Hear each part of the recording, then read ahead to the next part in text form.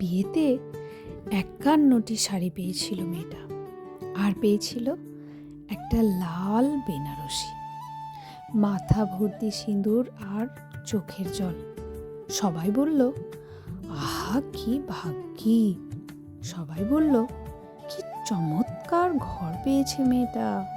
সবাই বলল, আহা কি ঐশ্বর্য। সবাই বলল, বরটিও কি সুন্দর। তারপর ২৫ বছর কেটে গেল। সেই ৫১টি শাড়ি আর ৫১টি নেই। কটা ছিঁড়েছে, কটা ফেঁসেছে, কটা ইঁদুরেও কেটেছে, কটা বিলিয়ে দেওয়া হয়েছে আশ্রমে। শাড়ির ইতিহাস শেষ হয়ে গেছে।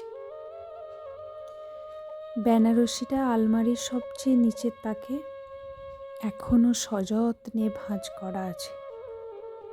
রংটা কিছুটা ফিকে হয়ে গেছে, ঠিক মেয়েটার মতো। সিঁদুরটাও এখনো আছে, ধুলো পড়ে গেছে সিঁথিতে। আর সেই চোখের জল, সেটা হারিয়ে গেছে চোখের কোণ থেকে সারা শরীরের শিরায় শিরায়। এখন ২৫ বছর পর সেই মেয়েটা একটা সাদা মাটা সুতির শাড়ি পরে রান্নাঘরে ঘামছে আর ভাবছে, বিয়েতে কি সত্যিই ও ৫১টি শাড়ি পেয়েছিল, নাকি ও ৫১টি শৃঙ্খল পেয়েছিল।